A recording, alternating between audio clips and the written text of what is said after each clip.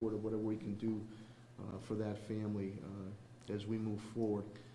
We had some unique programs that were put forth, and I don't know if a few of them here we're going to bring up. We also had an update and clarification of the ghost gun legislation, which State Representative Chairman of Public Safety for the state, Carlos Gonzalez, will bring up for our attention. But it was a good mix. We've always said it's a balancing act here, where we have to hit with suppression to take the bad apples off the street. And I don't like when people say bad neighborhoods. The neighborhoods aren't bad. There's good people, many, many good people in that neighborhood. You have bad apples in that neighborhood, some who don't even live in that neighborhood, that we continue to move forward on. On the suppression, again, spoke with Secretary of Public Safety for the state, Terry Reedy, over the weekend, as with District Attorney Gallooni and Sheriff Kochi, who we partner with, and then had that meeting Monday early afternoon with DEA, FBI, ATF, Sheriff's Department, State Police with Major Shrew, and those suppression activities continue. Some things that you'll see through our police department, other things you will not see clandestinely. But we know, and to the Reverend clergy that was here, I know Bishop Swan was here, the president of NAACP, and Reverend Eli Serrano. This is about community, and the more we can do proactively. Some unique ideas came up on it, and we're going to continue to press away on that. And I also, last thing I'll say before I bring up Deputy Chief Larry Akers, just for a little briefing on police, and then I'm going to have a couple of speakers come up on their perspective on it. I know many times I will go after some of the judges of the court system, and I continue to file my bail legislation. I thank State Representative Angela Pupil on that. But on the High Temple, School Street, and Union Street, those judges held those bad apples. And again, I reiterate, and Murphy's Law, I hope it doesn't happen, knock on wood, there has not been, Deputy Chief Steve Kent reported on it, not been one shot spotter detection to go off since July 28th, after we stood all together. We stood all together to demand that these individuals be held. So at this point in time, I'm going to just briefly bring up Deputy Chief Larry Akers for statement, then I'm going to bring up a couple others to speak about the unique perspective and what we have to continue to offer to a multitude of programs we continue to offer to our young people. So without further ado, Deputy Chief Larry Akers.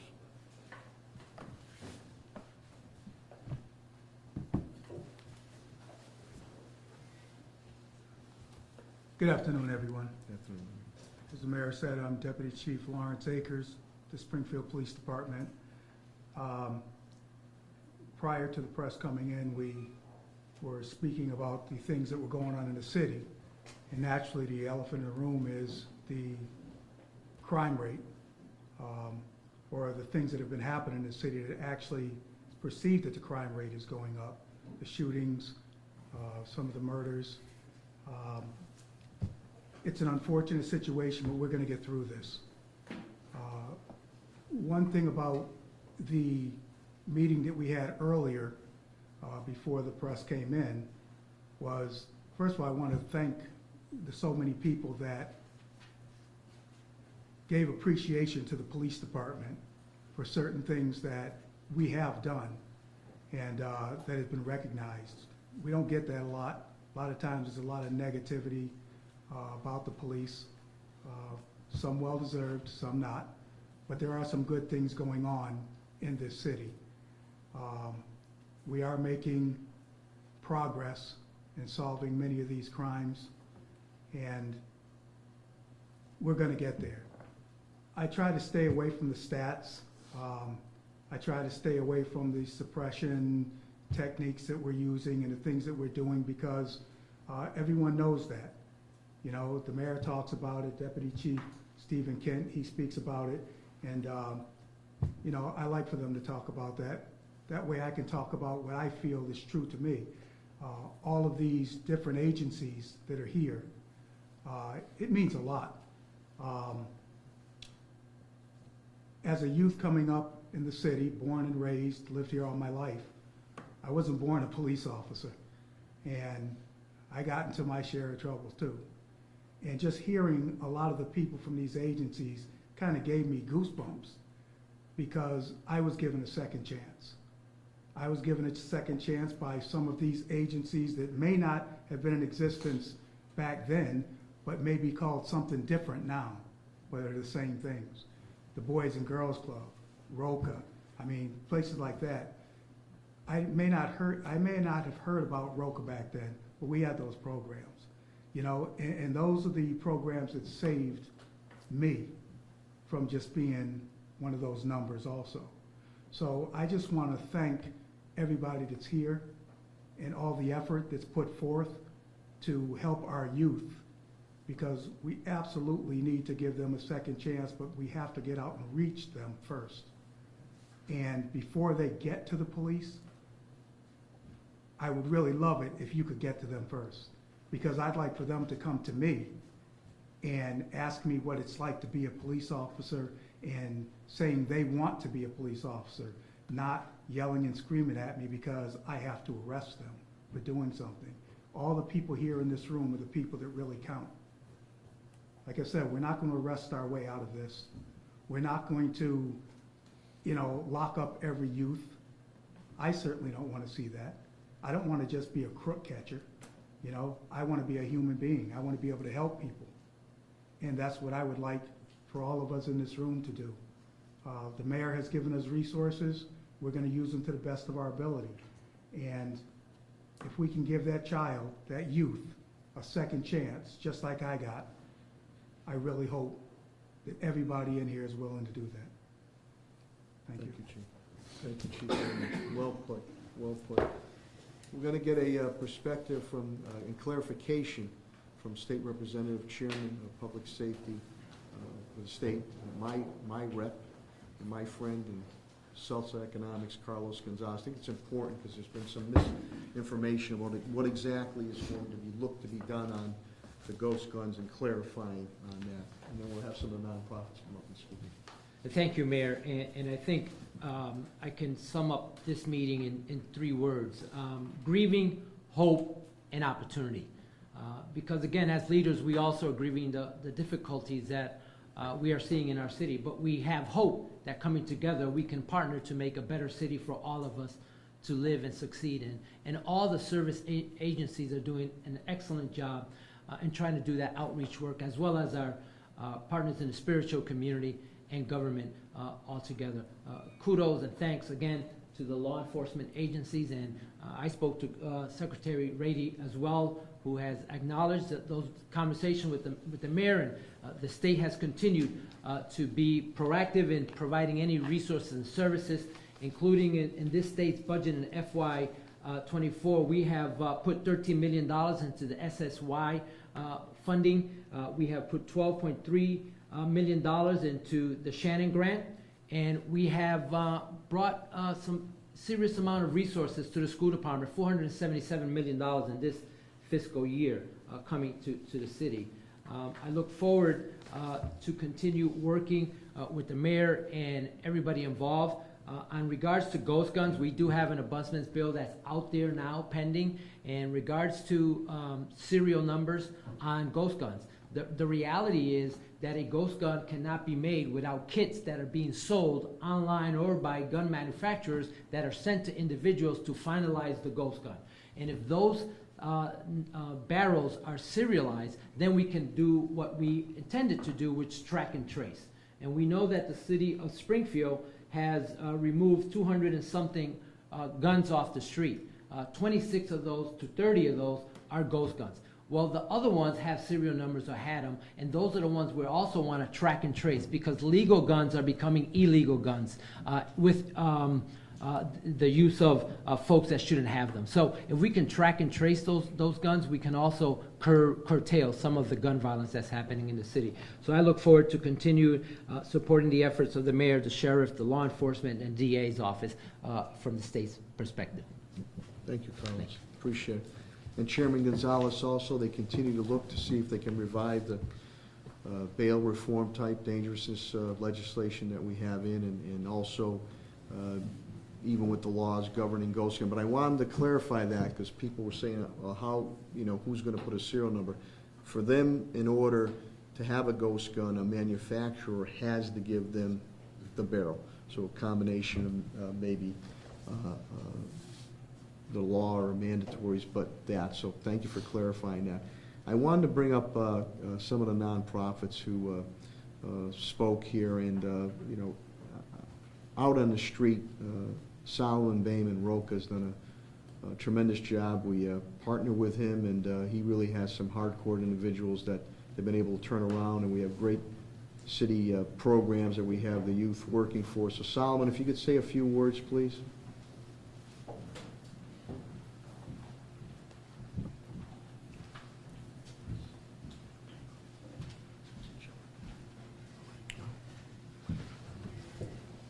All right, first off, thank you, Mayor. Thank you. Thank you, everyone who's here.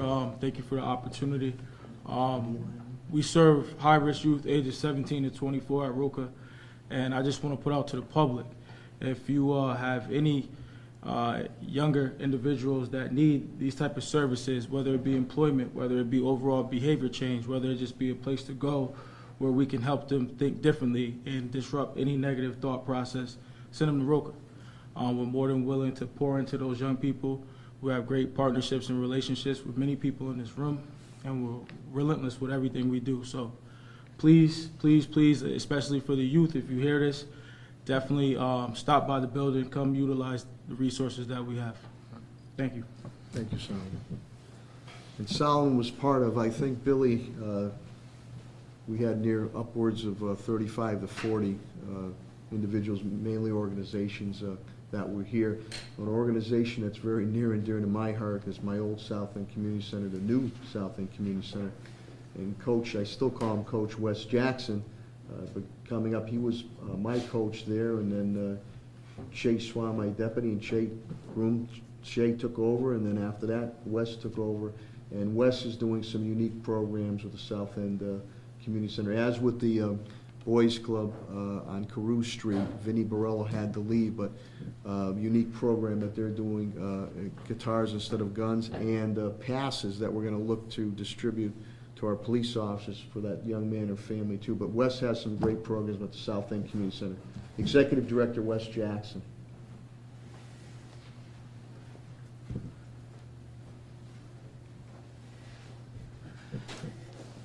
Thank you, Mayor, and thank you to everyone that's came here today. You know, we've done a lot of youth services this summer, 6 programs that we conducted, but the best thing was the last 5 minutes that we were just in here.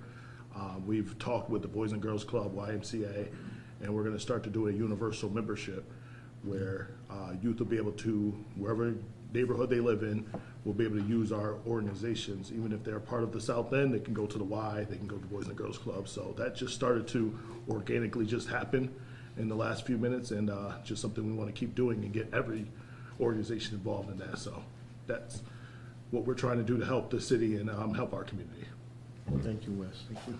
And those are going to be distributed to our police department. So when they're, as Deputy Chief Larry Akers indicated, we'd rather be dealing with kids and families saying, hey, we don't want to lock you up. Go to the club. Go to the community center. And they're going to open the doors for them. Angelica, you don't want to say anything from the Y, huh? I already said I'm horrible with public speaking. Well, you did a good job. Come on up, Angelica, say a few things. I guess so. We talked enough about suppression. I want to hear about the proactive programs that the public know. Hello, everyone. My name is Angelica Castro. I'm the director of the North End Youth Center with the Y. There we provide, we service middle school and high school students, so from age 13 to 19. We go into the schools, we talk to our youth, engage with them. We find it very important to obtain relationships with them and make ourselves relatable to really be able to touch these young lives and make you know, the necessary changes. We're also working on bringing in this new entrepreneurial program where we will then help these teenagers come up with their own businesses.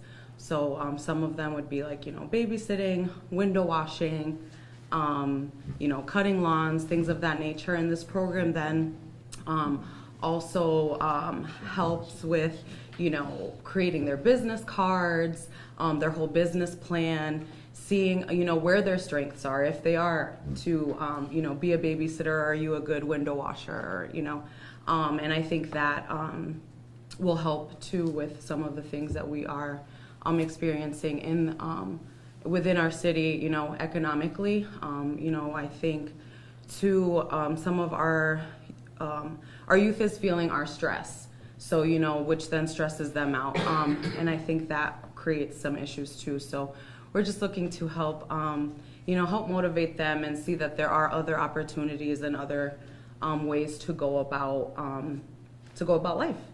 So, all right, That wasn't that bad. You did a good job. Francina, would you want to come up and say a few words? Your program offers some really, during difficult times, encouragement, and love to have that perspective. And Valente, I wanted to bring you up on the educational side, what you're doing at Duggan Academy for us, too. Thank you, Francina. Thank you. Good afternoon. I am the Executive Director of Families Against Violence, where we help and support families who lost loved ones to gun violence or any type of violence. We give them the services. We advocate for them if they have lost their loved ones. It's so sad. I know, you lost your own. That's okay. I'm so distraught because I just supported this family on Monday that the mother was murdered, and I was supporting them as well, and also the little girl. It's not good, but we are. This is what we do. We support families. We support families that also had court cases where their loved one was murdered. And we just went to one today where they just found him guilty, like without the possibility of parole. Also, we doing trainings where we're training youth how to become business owners as well, and also training youth to get the education that they need, how to stay in school. We also getting ready to have a community youth program where we gathering all youth from the community to give out resources to all the families that need resources and help. And also backpacks, we also giving away the backpack. We're going into the schools for the families that cannot afford the backpack, that cannot afford the clothing, that cannot afford food, that cannot afford housing or cannot afford furniture, where we also providing discount furniture cards to families that can't afford furniture. So there's so much stuff that we are doing, and we also having counseling hour, grief counseling, so families that are going through mental health issues or mental health problems or can't deal with the trauma or can't deal with the pressure in the community, we are here and we are giving them the services here at Families Against Violence. Thank you. Francina, thank you very much. And on mental health, Steve Wynn was here, the Executive Director. Valente, come on up.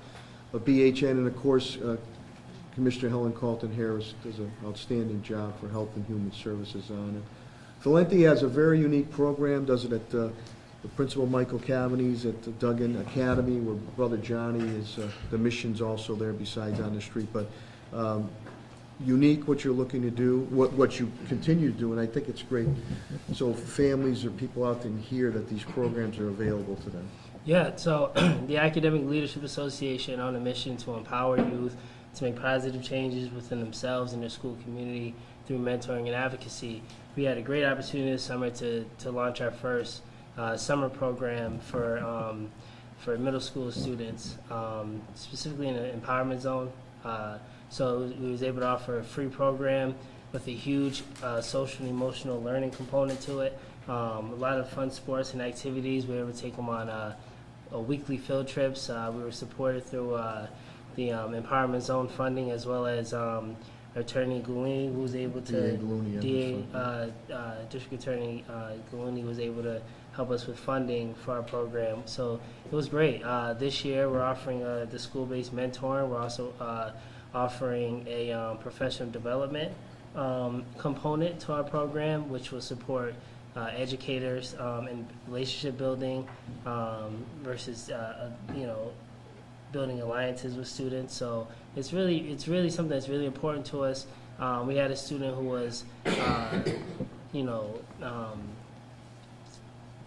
a victim to gun violence this year. He was in our mentoring program. He was an elementary school student entering 6th grade this school year. So it's needed. We want to support the kids in our community. We want to make school fun. We want to make school equitable for our students, and that's what we're doing. So thank you. Thank you, Valente. And I'm glad we've been able to fund, whether through school department, empowerment zone, or Francina's program, others on guy. I always do bring her to come up to speak, Helen Carlton Harris, but she's going to pass the baton. We could bring somebody. That's funny. I was just going to call you up too, Helen, on that. when Coach slipped me the note there. So, Superintendent Warwick, I don't know from the school perspective. I know City Connects. If you'd like to clarify that, what we try to do from the schools. And P Group 6 here on behalf of the Parks Department, again, I'll be opening, we continue to open up gyms. We're going to have night programs again.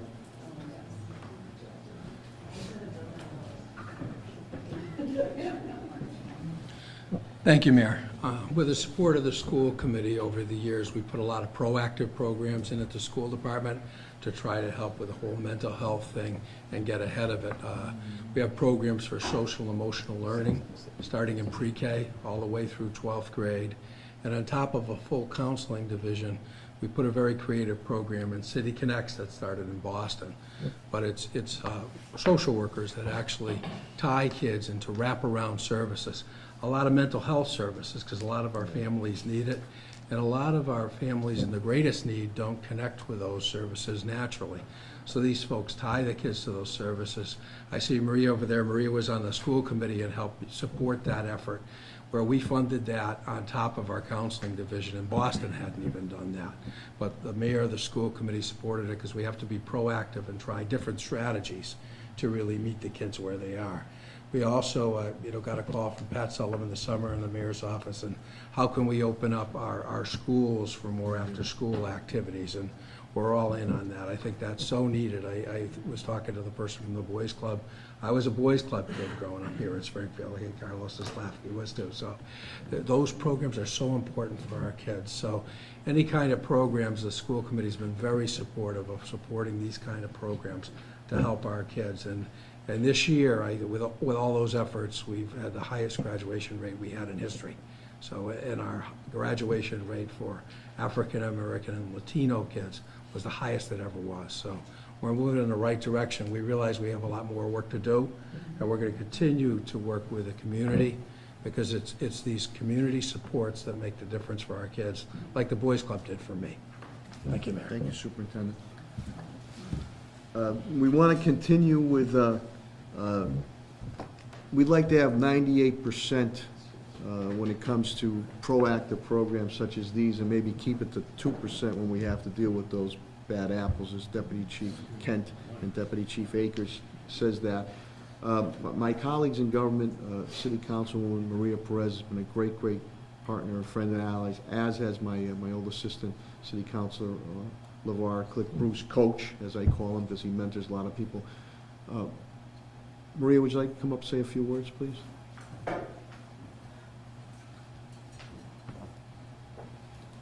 Then I think we'll open it up to any questions that you might have.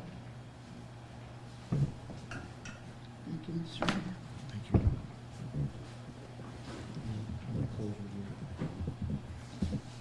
you. It takes a village, and I want to give thanks to Mayor Sarno, the administration, specifically the police department. In the many years that I've been working in the city of Springfield, from grassroots organization to city council to school committee, this was well needed, having the community, the providers coming together, assessing what's going on in our community, how we're going to work about it, and just roll off the sleeve, regardless of our personal perception to each other, and start working for a better community. I think this is the start. I hope it does not stop, because this is well needed. In the 3 task force that I've been here, I feel comfortable. It's a healing process that I could go to my colleagues, my providers, and say I need help. And I think this is what was lacking for a long period of time. So thank you again to the providers that are here. I know that we are human beings. I do the housing department. It's very, at this point of time, it's very hard. Sometimes they come because they don't have their utility, they cannot pay their utility. I had a mother last week that I worked with, Representative Carlos Gonzalez. They happen to be, and it's a reality fact of life. If you don't have electricity, you don't have heat, you cannot feed your children. I mean, all the programs that we serve here at the table are very important, and that's the village. Thank you so much. Thank you, Councilor Perez. You know, contrary to what people say, we do continue to work together and try to put all our resources on the table to prevent and be proactive on negative activities that occur. If we keep it to that 1 or 2%, then as Solomon Bayman had said from Roca, there are times where a message has to be sent for those hardcore criminals. Coach, City Council, Ward 5, LeVar, Click, Bruce. First and foremost, my sincere condolences to all the families affected and the community that's been affected by all these tragic situations in our community. Thank you, Mayor, for hosting this forum. State Representative Carlos Gonzalez. Police Department, thank you for your due diligence in working together to keep us all safe. So quite frankly, you know, I talk about this all the time. Public safety is near and dear to my heart. We want to make sure our citizens and residents feel safe. So we all have to come together. I said it earlier. Really don't like talking about myself, but you know, we created a bunch of programs through the Dunbar Community Center. I'm a Dunbar kid. I know we said Boys and Girls Club and Family Center and the Y. I grew up in the Dunbar. Saved my life. Big Will. George Big Will Williams. Big Will. Yeah. Saved my life. And a lot of my colleagues or a lot of my friends who are doing great works, Springfield Ballers and a lot of the other organizations that are doing great work, grew up in the Dunbar. So we started a youth league, and West Jackson can attest to this, called Shoot Hoops, Not Guns. So that's one of the things we initiated initially. Now it's called Shoot Hoops. And a lot of people don't know that, but that started with myself, Wes, and Keyshawn. Working together to come up with resolutions. So some may say, well, a lot of people don't play athletics. Well, I'm trying to do my part. If we all come together, like Valenti has an academic leadership program that he has, and my brother Kareem has a wake-up movement that he has, if everybody brings their collective things that they do together, we can make this a better community. So, you know, that's my piece, and I'll close. You know, we had the Basketball Hall of Fame enshrinement weekend at this past, no incidents. Yeah. And we hosted a basketball game for our kids to actually enjoy the enshrinement weekend. We called it our Celebrity Classic because our kids are celebrities. That's why I want them to make them feel like, yeah, I'm a celebrity on Celebrity Classic weekend. So so that's key. Just empowering our young people. I'm all about that and making sure not only our young people, our families. So again, thank you. Let's come together. And I believe, you know, love conquers a multitude of sins. Thank you all. I love you all. Thank you, Coach. Thank you to all the media that came here. Thank you for your patience, because we're continuing to have a good conversation, and I didn't want to interrupt that. But I don't know if you have any questions or comments, whether myself or more importantly the people that are around the table from the media. I'm interested in what's going to happen with this. You handed it to us? Yeah, the resource guide will go out. It'll be on our website, and we're going to continue to, as Commissioner Helen Carlton Harris stated, we're going to continue to expand it, and then we're going to continue to get it out there to various organizations and nonprofits, but a lot of information sharing. And again, I want to thank Helen. I want to thank Chris Mary Gonzalez, who's the Equity Office of Health and Human Services, my Chief Diversity Inclusion Officer, Judy Crowell, who put this together. And I think some of the things that came out of our meeting, and I know the initial meeting, I remember, was with the State Representative Chairman Gonzalez, City Councilor LeVar Click Bruce, City Councilwoman Maria Perez, and Bishop Talbert Swan of the NAACP. How we met on some suppression that had to be done to send a message on the bad apples, but more about getting everybody together to share information. So this group, when we first met, said, I'll stand with you, Mayor, when you do those suppression efforts that are needed in the area we talked about, and you did. You all stood with me. We all stood together out in that corner, and knock on wood, it's not a panacea. We haven't had any incidents there anymore. But I think more importantly was, you know, all the programs that we've been continuing to put forth. And it's funny because we all do work together, but we found out new things today. Oh, I didn't know you did that. I didn't know he did that. And I have some kids that could go there now. I got a kid who's borderline. And in the meantime, we continue with street actions with Brother Johnny and the Mission through Helen Carlton Harris. And we started that, Helen, 2 or 3 years ago, and there was many people, 3, that were skeptical and saying, geez, Sarno, Helen, why are you doing that? So we got to think out of the box a little bit here. And we got to go hit the street and try to turn some of these people around. And when we can, and many times, we kick them over to Roca. And then if they're a little below that or a lot below that, to our community centers and to our nonprofits. And if they have mental health issues, again, BHN goes out with our officers. I'll support from the city side, Representative Gonzalez on the state side. And then you have the other organizations all partnering and now working together. And I think that initiative, I think Vinny, Wes, you guys mentioned you'd look at about 10,000 passes you're looking to put out there, or that our police department will carry those passes when they're going to a call. And where it's warranted, saying to the mom, the dad, the guardian, or to the kid, hey, as Deputy Chief Akers said, I don't want to put the cuffs on you, okay? But I'm giving you a warning. Matter of fact, I'm giving you a card. Go see Wes Jackson on South End Community Center.